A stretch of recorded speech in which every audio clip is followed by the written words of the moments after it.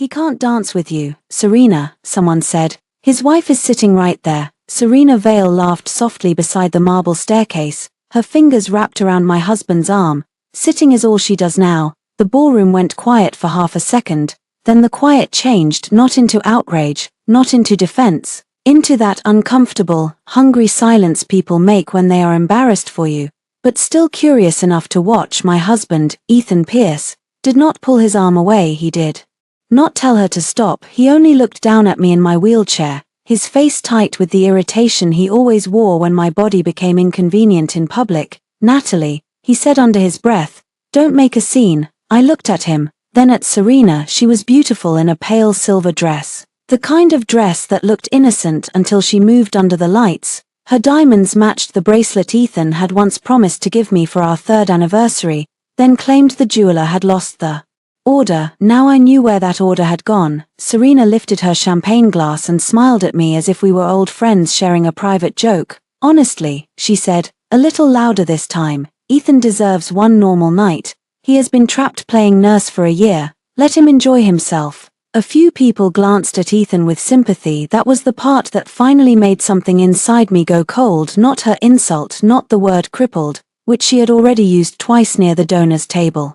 When she thought I was too far away to hear, it was the sympathy. They pitied him, the man who had missed every surgery follow-up, the man who had sent his assistant to sign my discharge papers, the man who had slept in hotels because, as his mother put it, a young husband should not be forced to live like a widower, and now, under chandeliers paid for by a foundation that had used my family's money as its seed capital, they were all looking at him like he was the victim. I rested my hand on the wheel of my chair. My phone was already recording inside the small beaded clutch on my lap. It had been recording since Serena leaned down 20 minutes earlier and whispered, "You know he only keeps you around because divorcing a disabled woman would look ugly." She had been right about one thing: it would look ugly, just not for me. Ethan bent down slightly, careful not to wrinkle his tuxedo. Go home, Natalie. You look tired. I'm not tired, I said. His eyes sharpened. This is not the place.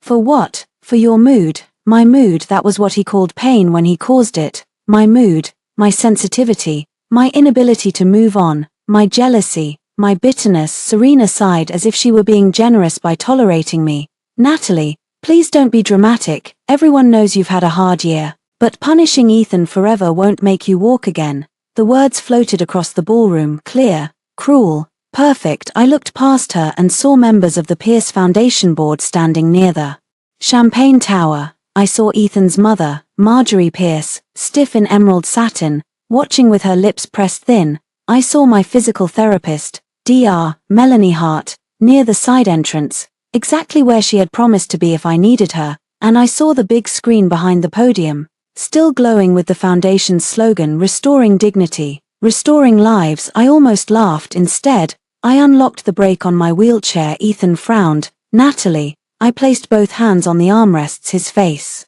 changed only a little at first, confusion, then recognition, then fear. Serena's smile faltered. I pushed myself up. My knees shook, because healing was not magic and strength was not a performance trick. Pain burned down my lower back and into my left hip. My right ankle trembled inside the black brace hidden beneath my gown, but I stood. One breath, two. The ballroom froze. A champagne glass slipped from someone's hand and shattered on the marble floor. Ethan stared at me as if I had risen from a coffin. Serena's mouth opened, but no sound came out. I reached into my clutch, stopped the recording, and held my phone up between us. You're right, I said to Serena. Everyone should know what kind of man Ethan really is. Ethan's eyes darted to the phone. Natalie, he said, softer now. Don't. That one word told me everything. He did not ask if I was hurt. He did not ask how long I had been able to stand. He did not ask what it cost me to do it. He only cared about what I had captured. I took one step.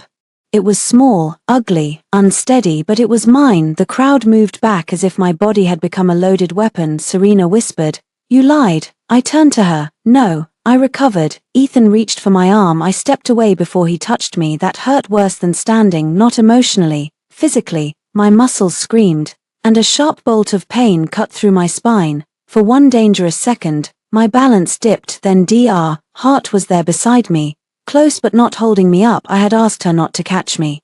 Unless I fell. I wanted everyone to see the truth. Not that I was perfectly healed, that I was done being carried by people who had used my injury as a cage. Ethan looked at Dr. Hart. What is this? She did not flinch. Your wife's progress. The one you would have known about if you had attended a single appointment. Someone gasped. Marjorie moved first. She swept toward us with the fury of a woman who understood reputation faster than compassion. Natalie, she said tightly, sit down before you embarrass yourself. I looked at her. For a year. She had called my wheelchair the chair like it was dirty furniture. For a year. She had told me not to come downstairs when Ethan hosted guests because people do not know where to look. For a year. She had accepted monthly transfers from the trust my father left me.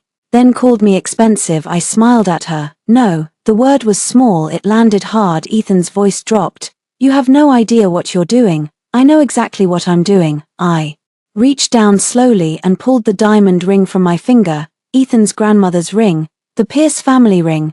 The ring Marjorie had once reminded me did not really belong to me. Because heirlooms only belong to the women who preserved the family name. I placed it in Ethan's palm. His fingers closed around it automatically. I'm giving back what was never really mine, I said, and I'm taking back everything that is. His face drained. He understood that part. Money had always translated faster than pain in the Pierce family. Serena tried to recover. This is ridiculous, Ethan. Tell her to stop. I looked at him. Go ahead. He said nothing because in front of 200 donors, a dozen cameras, and the board of his own foundation, he no longer knew which version of himself to perform. The devoted husband, the exhausted caretaker, the innocent man torn between a bitter wife and a misunderstood old friend. All those costumes required me to stay seated. I turned toward the exit. Every step was slow. Every step hurt. Every step made the room smaller behind me. People parted. Nobody laughed now at the doorway. I stopped and looked back. By tomorrow morning, I said, the foundation's account will no longer receive transfers from the Bellamy Trust. Neither will your mother's household account. Neither will the private security contract. Neither will the apartment Serena uses on West End Avenue. Serena went white. Ethan's voice cracked. Natalie. I looked at him one last time. For a year, you all thought I couldn't stand. I tightened my fingers around the handle of my cane, folded discreetly beside the chair. You should have worried about what I could still see. Then I walked out of the ballroom. Behind me, the applause video on the foundation screen began to loop again. Ethan appeared on it, smiling beside my wheelchair last winter, telling the world that love meant sacrifice. I did not watch it. In the lobby, my knees nearly gave out. Dr. Hart helped me sit on a bench near the elevators. You did it, she said quietly. I closed my eyes. My body was shaking so badly that my teeth almost clicked. I did one part. She crouched in front of me. Natalie, you need to rest. I will, tonight, after I send one email. Her mouth tightened. She knew better than to argue. I opened my phone. The recording was there. So were the photos of Serena's bracelet, the bank transfers, the apartment lease, the emails from Ethan's assistant asking my accountant to keep Mrs. Pierce unaware of unnecessary financial stress. And beneath all of that, in a locked folder labeled accident, was the file I had not been ready to open in months, a damaged audio clip recovered from Ethan's car system. Only 11 seconds had been clear enough to hear Ethan's voice, Serena's name, the screech of tires, and my own scream. I had stood tonight. Tomorrow, I would make them fall. I did not go home to the townhouse Ethan and I had bought together. I went to the suite my attorney had reserved under my maiden name, Bellamy. Not Pierce. The name looked strange on the check-in screen, like an old coat taken from the back of a closet. But when the front desk manager handed me the keycard and said, "Welcome, Ms. Bellamy," something inside my ribs loosened, not healed, just loosened. Dr. Hart walked beside me to the elevator, carrying my folded wheelchair with one hand and my overnight bag with the other. "I can stay for an hour," she said. "You have patients in the morning. You are my patient. I am also stubborn. That has been medically documented." I laughed, and the sound startled me. It had been so long since laughter came out without first asking permission. The suite was quiet and warm. Floor-to-ceiling windows looked over the city. Yellow taxis slipped through the rain below. The room smelled of clean linen and lemon polish. Not Ethan's cedar cologne or Marjorie's roses. I made it 5 steps inside before my left leg buckled. Dr. Hart caught my elbow, not my waist. She remembered. I lowered myself carefully onto the couch. breathing through the pain until the ceiling stopped tilting. You pushed too hard, she said. I needed them to see. They did, not enough. She sat across from me. What happened tonight will travel fast. Are you ready for that? I looked at my phone on the coffee table. It had already begun vibrating every few seconds. Ethan, Marjorie, Ethan again. Unknown number. Serena, then a message from Ethan. Where are you? Another. We need to talk before this becomes uglier. Then. You humiliated me. I stared at that one longer than I should have. You okay, Dr. Hart asked. I'm trying to decide if I'm still capable of being surprised. By him. By myself. I thought seeing those words would hurt. And, it does. I put the phone face down. But it doesn't change anything. Dr. Hart studied me with the calm patience that had carried me through months of physical therapy. She had seen me cry into folded towels when my legs refused to obey me. She had seen me rage when insurance forms called my progress unlikely. She had seen me freeze every time Ethan cancelled another session because something came up. She had never once told me to be grateful. That was why I trusted her. I'll call your nurse for tomorrow, she said. You need evaluation after that stunt. It was not a stunt.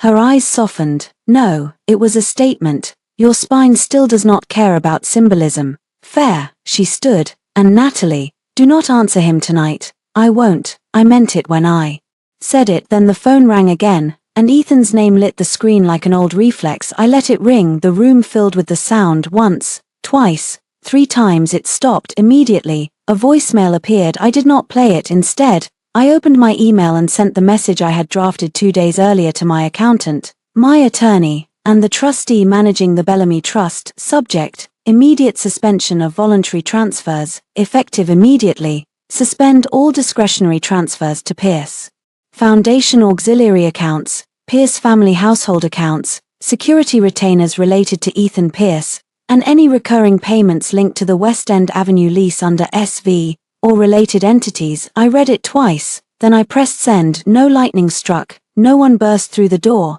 The world did not collapse because I stopped funding the people who had taught me that love meant bleeding quietly. My phone rang again. This time, I turned it off. Dr. Hart smiled faintly. Good. After she left, the silence became heavier. I changed slowly into soft pajamas, using the cane for balance. Every movement reminded me that standing in the ballroom had not been a miracle.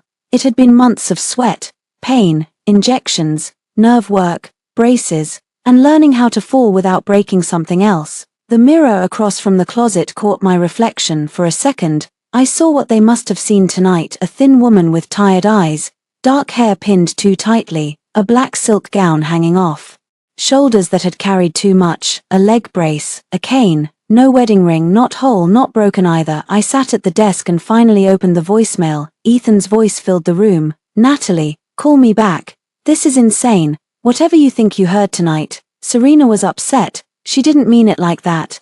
You walking out like that makes both of us look unstable. My mother is furious. The board is asking questions. You need to come home, and we'll figure out how to explain this. There was a pause, then his voice lowered. And do not touch the accounts. You have no idea how much damage you could cause. I saved the voicemail, not because I needed another reason, because my attorney liked patterns. The next message was from Marjorie. Her voice was sharp enough to cut paper. Natalie, this family has tolerated a great deal because of your condition, but tonight you behaved disgracefully. If you had recovered, you should have told your husband instead of staging some vulgar public performance. Do not mistake pity for power. Ethan married you when you were healthy.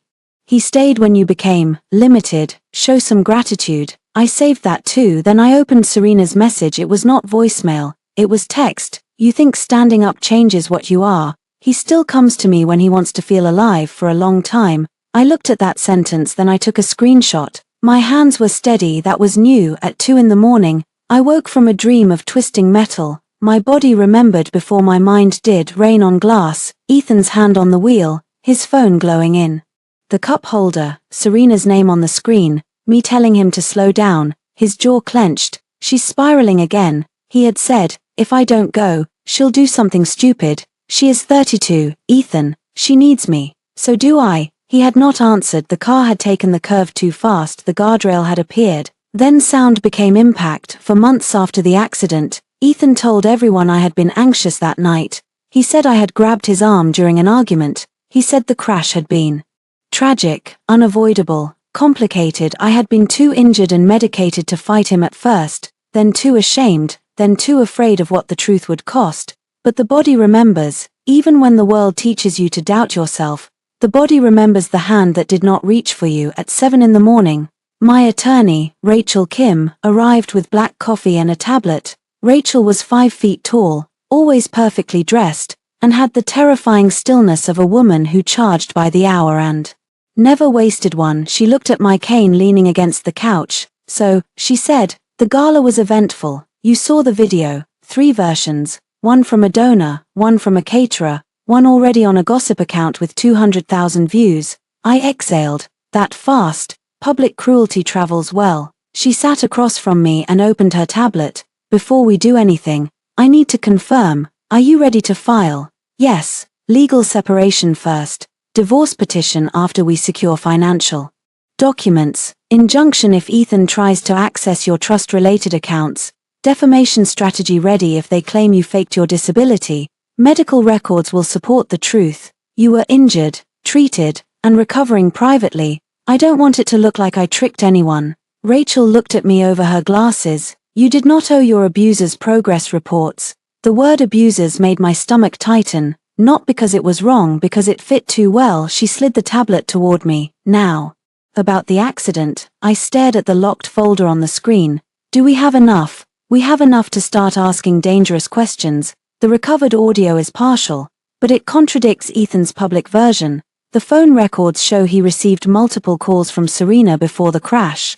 The emergency report lists you as the passenger, not the driver, despite the story his mother has repeated. And there is something else. Rachel tapped the screen. A hospital authorization form appeared. I recognized the date. 3 days after the accident. My signature was at the bottom, only it was not my signature. What is this? I asked. Consent for Ethan Pierce to manage certain medical and insurance communications on your behalf. I never signed that. I know. My mouth went dry. Rachel continued, calm and precise. The signature is inconsistent with your verified records. Also, according to your medical chart, you were on heavy pain medication that day. You could not have legally consented. Without proper evaluation, I remembered waking in the hospital to Ethan sitting beside my bed, looking exhausted and heroic. He had touched my hair and told me not to worry about anything. I'm handling it, he had said, and I, stupid with pain and love, had believed handling meant protecting. What did that form let him do? I asked. Receive updates, speak with insurance, control communications. It may also explain why some rehab recommendations never reached your trustee. I looked toward the window. The city was bright now. Morning had arrived. Without asking whether I was ready, Rachel's voice softened. Natalie, he trapped me in the version of my body that benefited him. We are going to prove what we can prove. And what about what we can't? Then we use what they give us next. As if summoned, my phone lit up. Ethan, this time. He did not call. He texted, come home by noon. My mother wants a family meeting. Serena will be there too. We can fix this privately if you behave reasonably. I laughed once. Rachel raised an eyebrow. That him? I handed her the phone. She read it and smiled without warmth. Good, she said. A family meeting. You think I should go? I think you should go nowhere alone. I wasn't planning to. At noon, I returned to the townhouse in a black car Rachel arranged, wearing flat shoes, a charcoal coat, and the smallest knee brace I could manage. The wheelchair came with me not because I needed it every minute, because I refused to be ashamed of needing it at all. Ethan opened the door before I knocked. He looked tired. Good. His gaze dropped to my legs, then to the chair folded behind me, then back to my face. You should have told me, he said. I stepped past him into the house. You should have asked. In the living room, Marjorie sat like a judge on our cream sofa. Serena stood by the fireplace wearing one of Ethan's white shirts under a cashmere coat, a shirt I recognized. Mine had once hung beside it. My stomach turned, then settled. Marjorie's eyes narrowed at Rachel behind me. Why is there a lawyer in my son's house? Rachel smiled. Because your daughter-in-law invited me. Serena crossed her arms. This is ridiculous. No, I said, taking the seat across from them. This is overdue. Ethan shut the door slowly. The room smelled of roses. I had always hated those roses. Marjorie leaned forward. You will not destroy this family because your pride was hurt. I placed my phone on the coffee table, then I placed the forged authorization form beside it. Ethan went still. I watched his face. There it was, not confusion, recognition. I felt the last tender part of me close its eyes. What is that? Marjorie demanded. I looked at my husband. Tell her, I said. He swallowed. Serena's gaze flicked toward him, and for the first time in a year, Ethan Pierce had no story ready. Ethan reached for the paper. Rachel moved it out of his reach with 2 fingers. Originals stay with counsel, she said pleasantly. Marjorie looked from Rachel to Ethan. What is going on? It's a misunderstanding, Ethan said. His voice had recovered some of its polish, but not enough. I had lived beside him for 5 years. I knew every version of his voice. This one was the voice he used when a donor asked about missing numbers before he found a way to blame accounting. A misunderstanding, I asked. He looked at me. You were in pain. There were forms everywhere. You asked me to take care of things. I asked you to help me drink water, Natalie. I asked you where my father's watch was because I could not remember if it had been in the car. I asked you if my legs were still there. My voice stayed even. I did not ask you to sign my name. Marjorie's face changed, but not toward horror, toward calculation. What did the form authorize? She asked. Rachel answered before Ethan could. Medical communication access, insurance management, and administrative handling of rehabilitation recommendations. We are still reviewing the scope. Marjorie's mouth tightened. That sounds like something a husband would naturally do. A husband does not forge consent from a sedated patient, Rachel said. Serena scoffed. Oh, please. You're acting like he locked her in a basement. She lived in a beautiful house with private care. I turned to her. Paid for by me. Her eyes flashed. Good. She had gotten too comfortable thinking I was too polite to say the ugly things out loud. Ethan stepped toward the coffee table. This is not productive. It is for me. You brought a lawyer into our home. I brought a witness into a room where everyone has practiced lying. Marjorie stood. Enough. The command in her voice used to work on me. It had been trained into the walls of this house. Staff lowered their eyes when she entered. Ethan straightened his shoulders. Even Serena, who enjoyed pushing boundaries, rarely crossed Marjorie directly. I stayed seated. Marjorie's eyes narrowed. You are angry. Fine. We understand. But you will not threaten legal action over paperwork signed during a medical crisis. Families handle these things privately. Families also do not hide a man's mistress in an apartment funded through his wife's trust.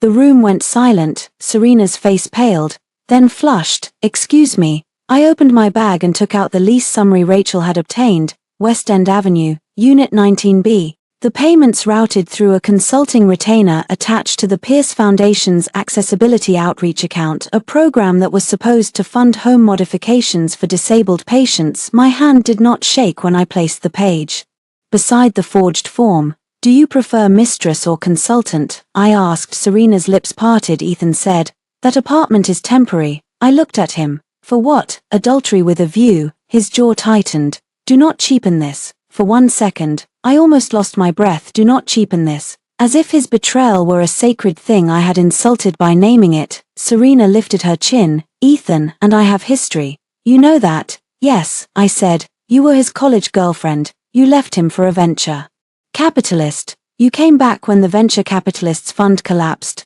I know. Her eyes went sharp. You don't know anything about us. I know he called you from the car the night we crashed. Ethan's face went blank. That was more satisfying than shouting. Marjorie's head snapped toward him. Ethan. He did not look at her. He looked at me. What did you say? I leaned back. My hip screamed from the movement. I let the pain sharpen me. I said I know you were talking to Serena that night. I know. You were speeding because she kept calling. I know I told you to slow down. His voice became very quiet. Be careful. Rachel smiled. Mr. Pierce, I would advise you to be careful. Serena took 1 step back from the fireplace. This is insane. He told me you grabbed the wheel. I stared at her for months. I had wondered whether she knew, whether she had let Ethan blame me because the truth did not serve her. Her confusion looked real, not innocent. Just real. That mattered. It meant Ethan had lied to her too. My husband had built his life out of different lies, each tailored to the person most likely to believe it. To his mother, I was unstable. To Serena, I was jealous. To donors, I was tragic. To me, he was overwhelmed. Marjorie sat down slowly. Ethan, what is she talking about? His voice hardened. A damaged audio file does not prove anything. Rachel's eyes flickered with interest. I smiled faintly. He had just confirmed there was a file. He realized it half a second later. Rachel picked up her pen and wrote something in her notebook. Serena looked at Ethan. What audio file? Nothing, he snapped. She flinched. That flinch told me something too. Their romance was not a love story. It was a hierarchy. Ethan gave attention, protection, money, and borrowed importance. Serena gave worship.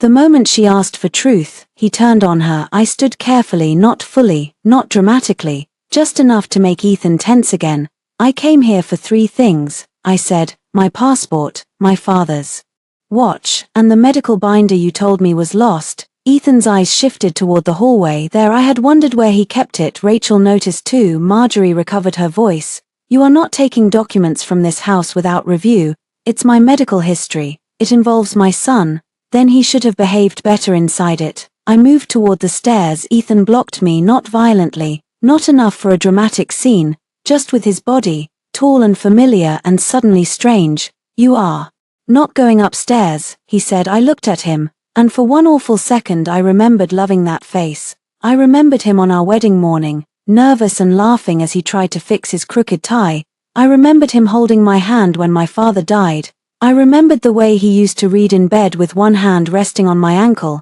like he needed proof I was there. Then I remembered his hand reaching for Serena's phone call instead of the break. Move, I said. He did not. Rachel spoke behind me. Mr. Pierce, if you prevent Ms. Bellamy from retrieving her personal documents, I will call the police and request civil standby. Given the forged authorization form on the table, I recommend you think carefully. His throat moved. Marjorie said, Ethan, step aside. He looked furious. He stepped aside. Every stare was a negotiation between pride and pain. I did not let him help me at the top. The hallway smelled like dust and old perfume.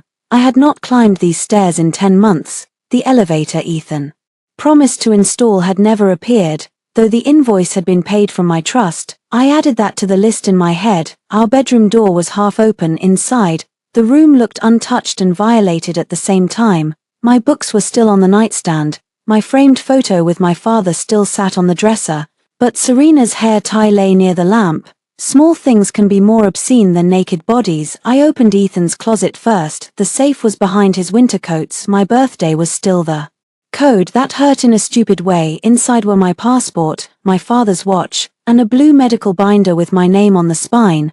Also inside was a small velvet box. I opened it. The diamond bracelet Serena had worn last night glittered up at me from its receipt, paid by Pierce Foundation Outreach. I took a photo, then I took the receipt downstairs. Voices were rising. Serena's voice cut through the house.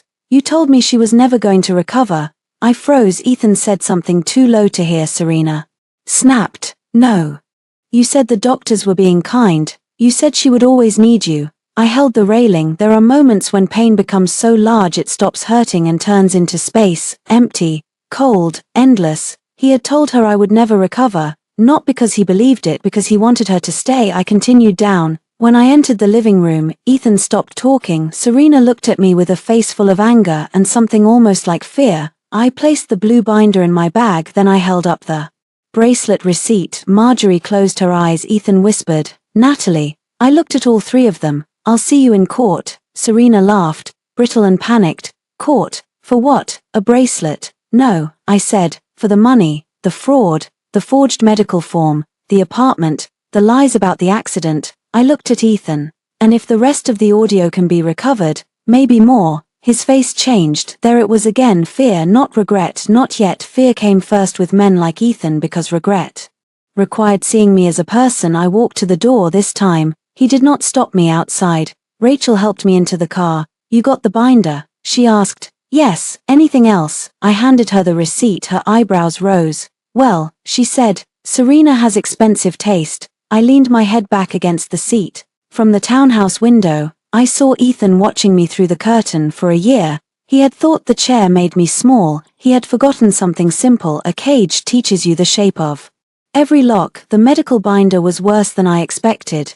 Not because it contained something shocking, because it contained absence, missing referrals, unanswered emails, printed therapy recommendations that had never reached me, notes from specialists I had never met because appointments had been cancelled and rescheduled until the clinic stopped calling, Rachel spread the documents across the conference table in her office, arranging them by date while I sat with a heating pad against my lower back. Her assistant, Priya, scanned each page. Heart joined by video call during her lunch break. Her face tightened as Rachel read the timeline aloud. Initial spinal trauma after crash, surgery, inpatient rehab recommended for minimum 8 weeks. Family requested home discharge after 3, my family.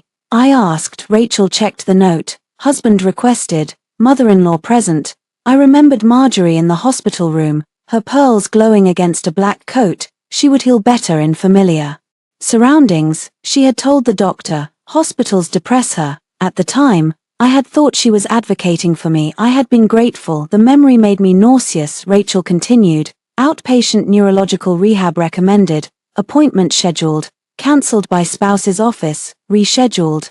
Cancelled again. Insurance queries routed through Ethan's authorization. Heart's expression went flat. That explains the delay. I looked at her. You always asked why I started so late, you told me. Ethan said the first rehab center had no openings. He did. Rachel placed another page in front of me. An email from Ethan's assistant to a rehabilitation clinic. Mr. Pierce believes Mrs. Pierce is emotionally fragile and may not benefit from aggressive treatment at this stage. Please direct future communications through our office. I read it 3 times. Emotionally fragile, aggressive treatment, future communications through our office. Each phrase was a soft glove over a closed fist. He stole time. I said. No one spoke. He didn't just cheat. He didn't just lie. He stole time from my body. Heart's voice was gentle. You regained function despite that delay. Do not make it sound inspirational. I'm not. Her eyes held mine through the screen. I'm saying the delay harmed you. And you still fought your way back. Both are true. I looked down at the email again. Both are true. For a long time, I had thought healing required choosing one story. Either I was strong, or I was damaged. Either I was recovering, or I had been harmed. Either I was moving forward, or the past mattered. Now I understood. The truth did not cancel itself out. Rachel tapped the folder. We can use this. Medical interference, potential forgery, financial misuse, defamation if they continue the fake disability narrative. But we need to be strategic. What do you need from me? Permission to request full records from every clinic listed here.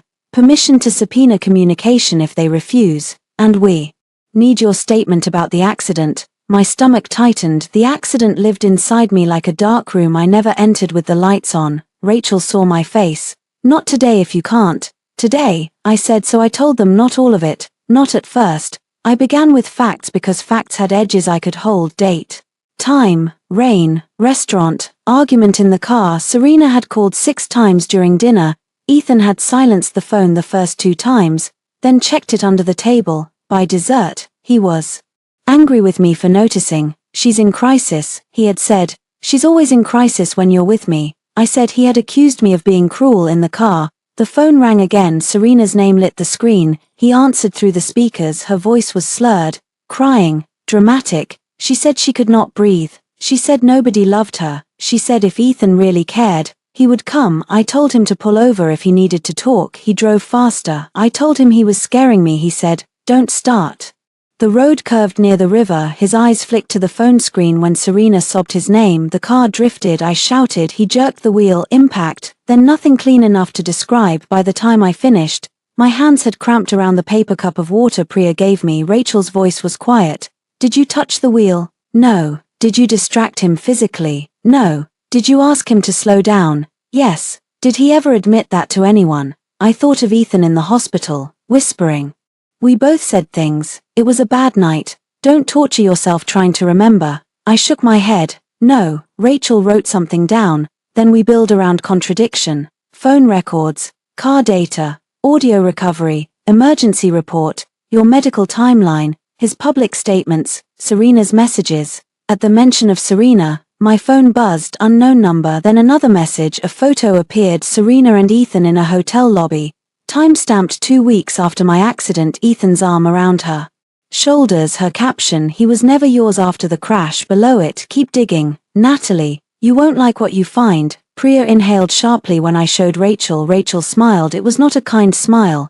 People really do commit defamation for free. I stared at the photo. 2 weeks after the accident. I had been in a hospital bed learning how to sit up without vomiting from pain. Ethan had told me he was sleeping at his office because the hospital chair hurt his back. He had gone to Serena. The image did not break me, that surprised me, it clarified things. Grief is fog when you still hope there was another explanation. Proof burns fog away. Send it to me, Rachel said. I did. By late afternoon, the legal notices were ready, one to Ethan, one to the Pierce Foundation, one to Marjorie regarding household transfers, one to the management company for the West End apartment, one to Serena Vale warning preservation of evidence and potential claims. Rachel read each aloud. The language was clean and merciless. It did not call anyone cruel. It did not say my heart had been rearranged by betrayal. It simply listed dates, documents, funds, and consequences. That was the first thing I learned about legal language. It did not need to scream because it knew where to press. At 5, Rachel's receptionist knocked. Ms. Bellamy, there's someone downstairs asking to see you. Rachel looked up. Name, Ethan Pierce. My body reacted before my mind did, a tightening at my throat, a flash of fear, a stupid pull toward the man I had loved. Rachel saw all of it and waited. I hated that she waited because choice is harder when no one takes it from you. Is he alone? I asked. The receptionist checked her tablet. No, his mother is with him. Of course she was. Ethan rarely fought without a shield, Rachel said. You don't have to see him. I know. Do you want to? I looked at the medical binder, at the forged form, at the photo Serena had sent. Want was the wrong word. Need was closer. There are doors you cannot close until you look through them one final time. I'll see him in the small conference room, I said. Record it. Rachel nodded. Ethan looked wrong under fluorescent office lights. He belonged in candlelit fundraisers, oak boardrooms, expensive restaurants where servers knew his wine preference. Here, in a glass-walled conference room with a box of tissues on the table and a camera blinking in the corner, he looked stripped of scenery. Marjorie sat beside him, spine straight, handbag on lap. She did not greet me. Ethan stood when I entered. His eyes dropped again to my cane. How long? He asked. No apology, no hello. How long had I been recovering without his permission? Long enough, I said. Marjorie's mouth tightened. This spectacle has gone far enough. Rachel sat beside me. Mrs. Pierce, you are here voluntarily. If you want to discuss settlement, discuss settlement. If you want to insult my client, leave. Marjorie looked as if no one had spoken to her that way in decades. Ethan placed both hands on the table. Natalie, I understand you're angry. I should have handled some things differently. Some things. His face tightened. I was under pressure too. I nodded. From your mistress. Marjorie snapped. Serena is not relevant. She was relevant enough to have an apartment. Ethan closed his eyes briefly. I ended that. I almost smiled. When? He did not answer. Before or after she wore the bracelet purchased with foundation money? Marjorie turned to him. This time, Ethan had no shield. He lowered his voice. I can repay the account. It is not only about repayment, it can be handled quietly. There it is. What? The real reason you came. I leaned forward. Not because you hurt me. Not because you delayed my care. Not because you lied about the accident. Because you want quiet. His face twisted. You think I didn't suffer? I watched my wife become someone else. No, I said. You watched me become inconvenient. He flinched. Good. Marjorie stood. We are leaving. Rachel slid an envelope across the table. Then take this. Notice of document preservation. Destroy nothing. Delete nothing. Instruct Serena Vale to do the same. Ethan looked at the envelope like it might bite. Natalie, he said, if you do this, there is no going back. I looked at his hand. No wedding ring. He had stopped wearing it months ago, claiming his fingers swelled during workouts. Ethan, I said, I stood up in front of 200 people last night. I think you should understand by now that going back is not my goal. For the first time, something like panic moved across his face. Not fear of scandal, fear of losing access to the version of me that always waited. Marjorie was already at the door. Ethan followed slowly. Just before he left, he turned. You were happier before you started listening to lawyers and doctors. I held his gaze. No, I said. I was easier. He had no answer. After they left, Rachel shut the door and let out a breath.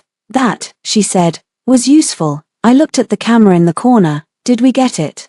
All of it. My phone buzzed again. This time the message was from an unknown email address. No subject, one attachment, a video file. The message said, I worked valet the night of your accident.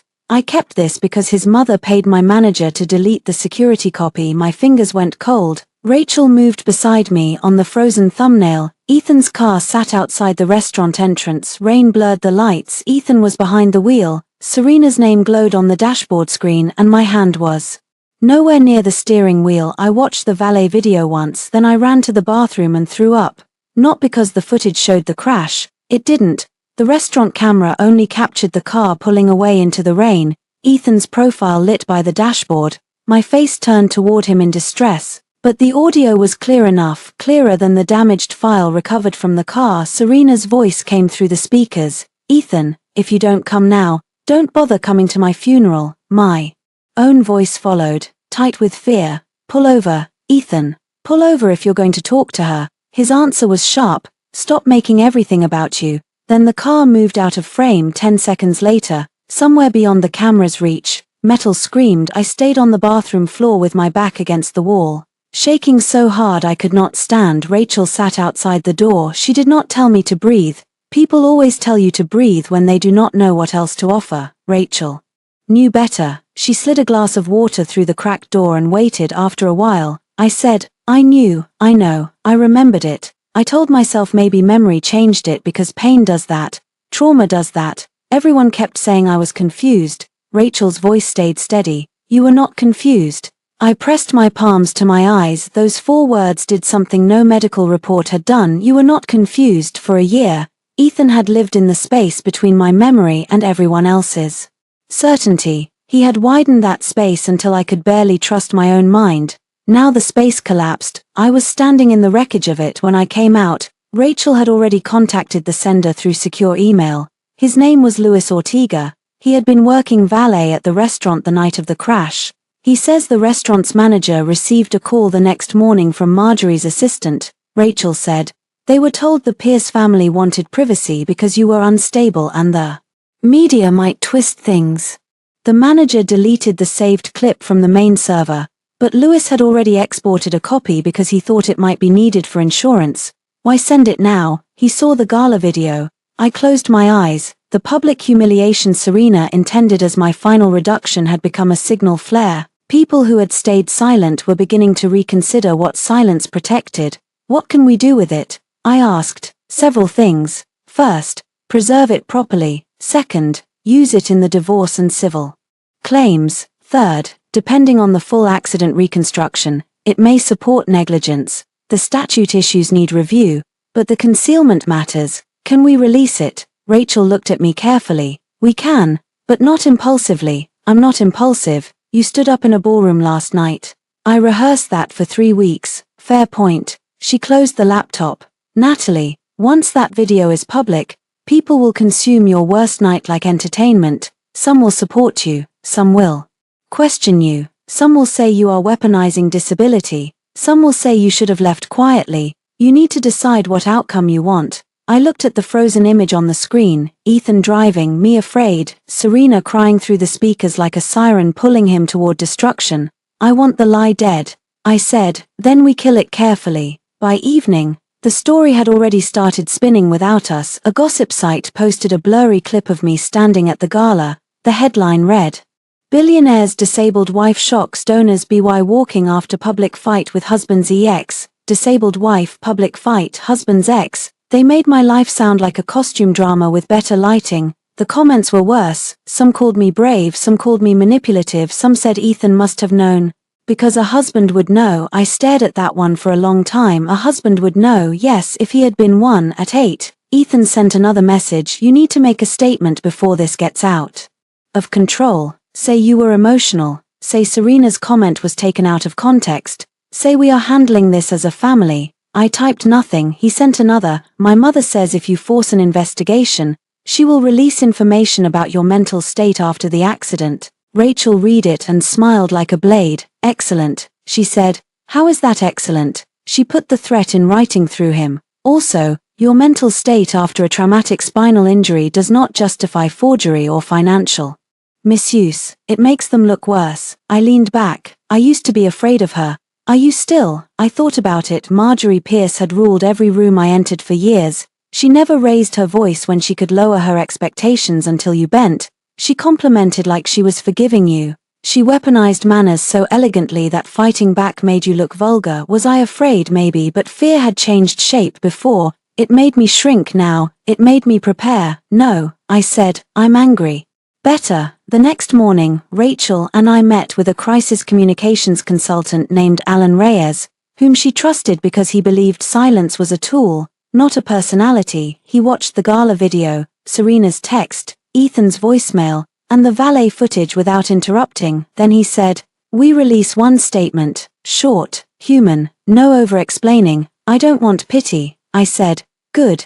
Pity has a short shelf life. Clarity lasts longer." He drafted while I watched. At noon, my statement went live on my old personal account, which had been dormant since before the accident. For the past year, I have been recovering from serious injuries after a car accident.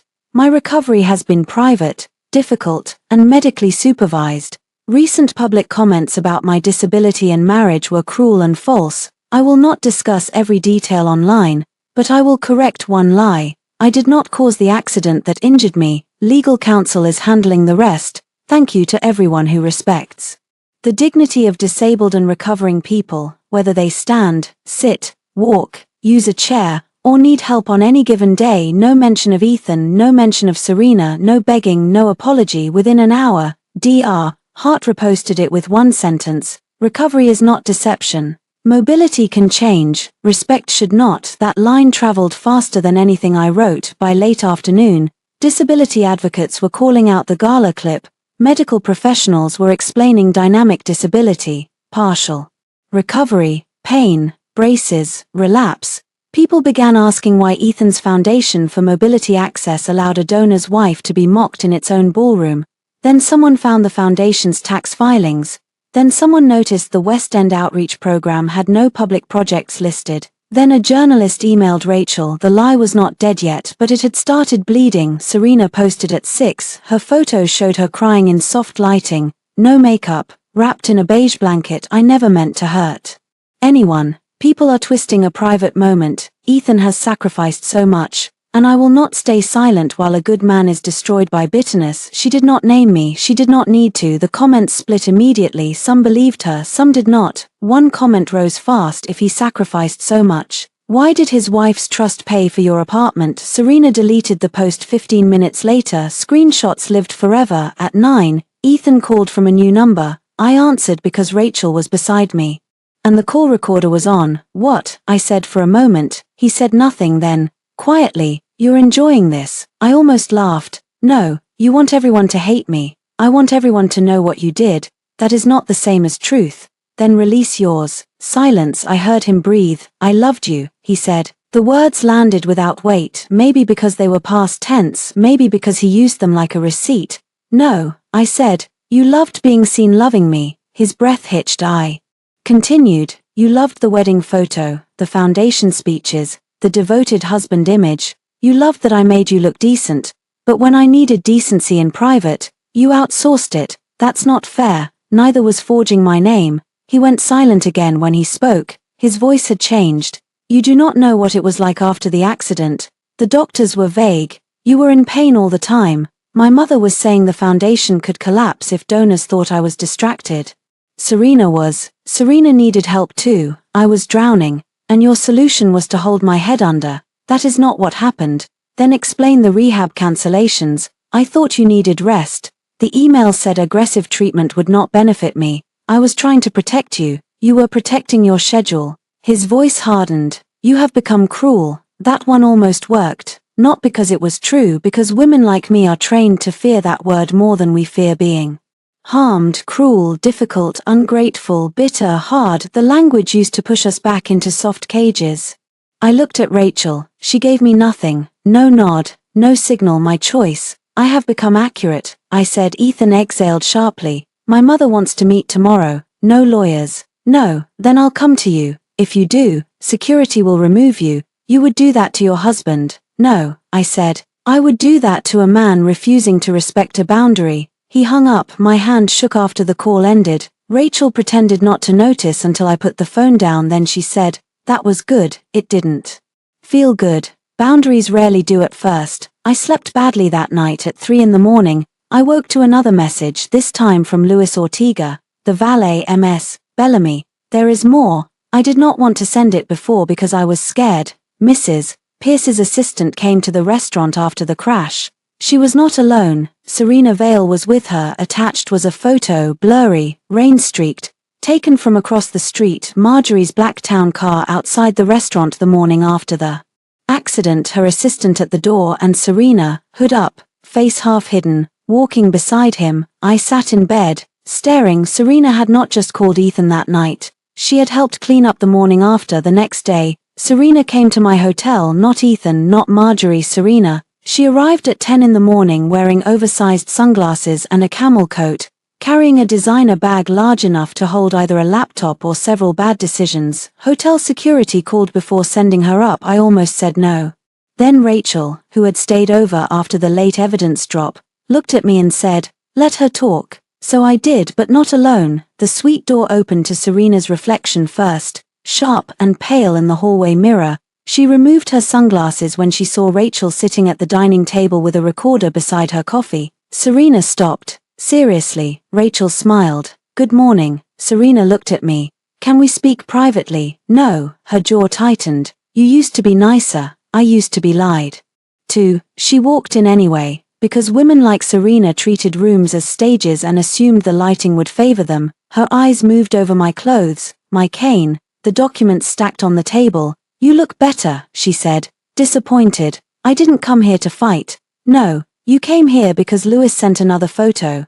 For the first time, her mask slipped completely. It was quick, a flash of fear, then she recovered. "I don't know who Louis is." Rachel tilted her head. "Interesting, we did not mention his last name." Serena looked at Rachel with open hatred, then she turned back to me. "You have no idea what you're doing. Ethan's mother will bury you. She already tried. You think a blurry photo proves something. I think you came here because it proves enough." She laughed, but it sounded thin. "You always were dramatic." I waited. Silence does strange things to liars. They rushed to fill it. Serena placed her bag on the table and leaned toward me. "Fine, I was there the next morning.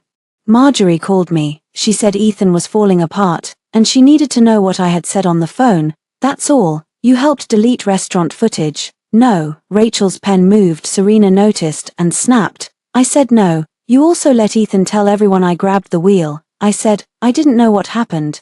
"You knew what you said on the phone." Her face hardened. There she was, not the crying woman from the social media post, not the wounded old love, the real Serena Vale, cornered and furious that her suffering did not outrank mine. "I was in a bad place," she said. "I called someone I trusted. You threatened suicide to get a married man to leave dinner with his wife. I did not ask him to speed. No, you only made sure he felt responsible for saving you." She flinched, but anger came right after. "You have no idea what Ethan and I were to each other."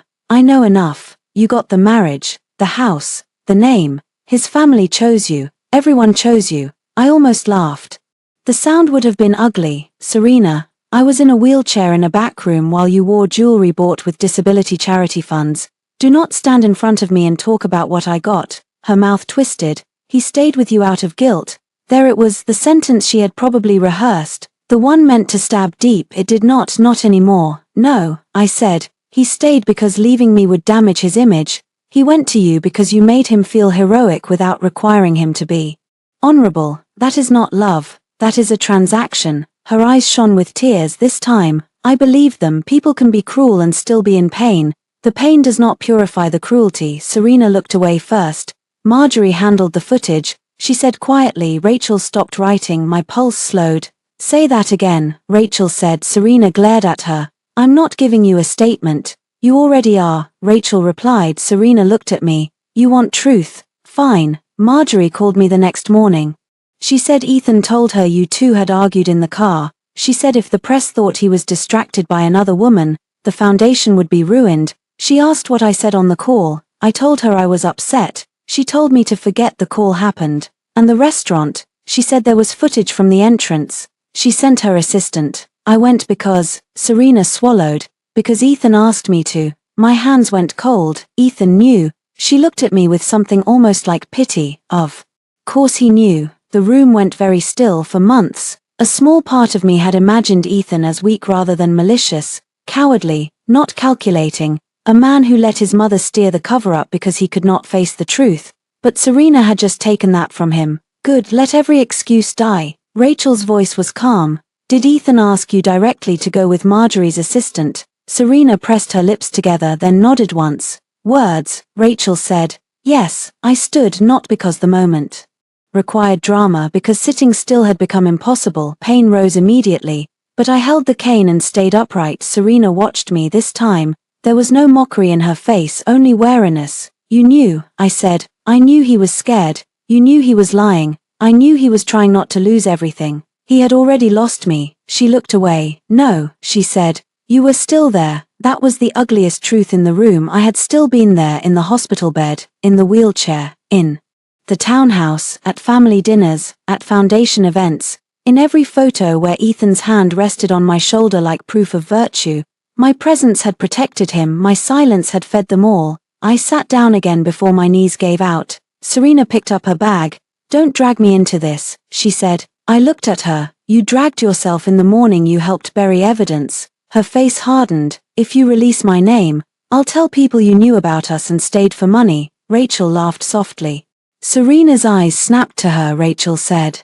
Ms. Vale, threatening defamation in front of opposing counsel is bold, not wise, but bold. Serena's fingers tightened around her bag. I said, I don't need to ruin you. You did enough. She stared at me for a long moment, then she said the one thing I did not expect. He doesn't love me either.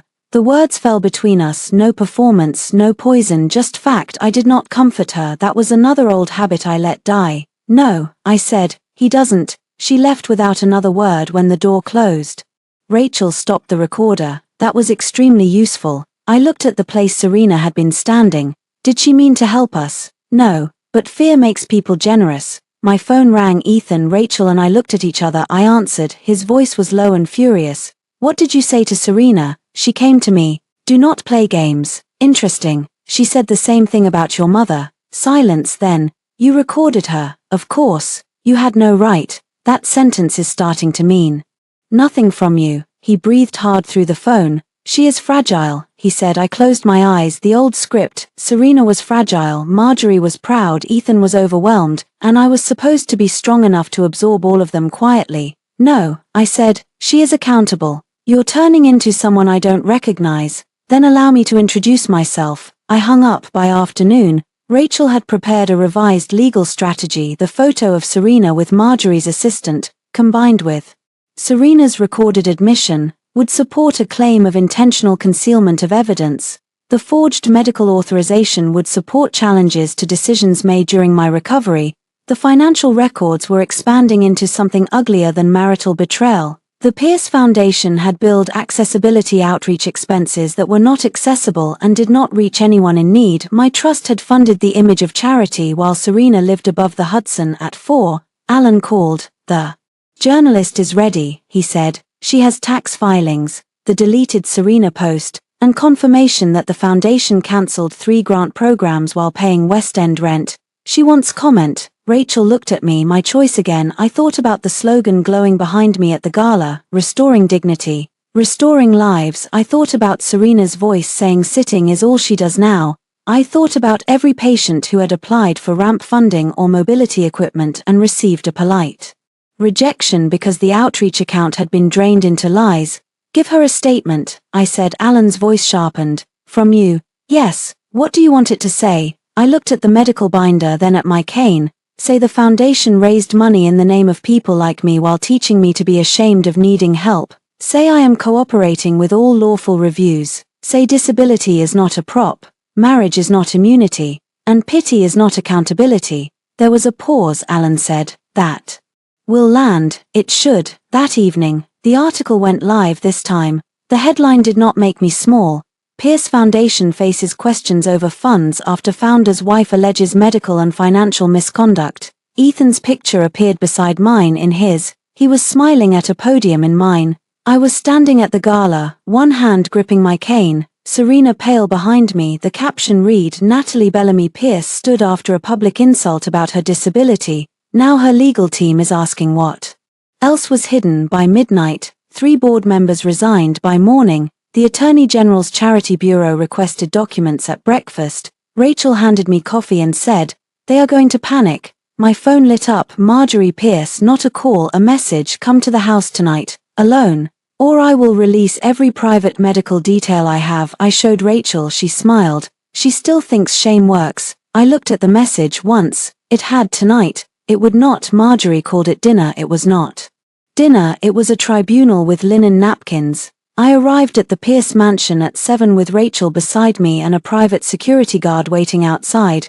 Marjorie had said alone. I had not promised obedience. The mansion stood behind iron gates on a street where old money hid behind trimmed hedges and good manners. I had spent my first Thanksgiving as Ethan's wife in that dining room, terrified of using the wrong fork. Marjorie had corrected me gently in front of 12 people. Bellamy's were practical people, weren't they? She had said, "No shame in that, no shame." She was always fluent in it tonight. The dining room table was set for 5, Marjorie at the head, Ethan to her right, Serena to her left, which told me more than any speech. Across from Serena sat Charles Weatherby, chairman of the Pierce Foundation Board, a silver-haired man who had once called me our brave girl while ignoring every word I said about accessible grant criteria. The 5th place setting was mine. Rachel stood behind my chair. Marjorie looked at her with disgust. "This is a private family matter." Rachel smiled.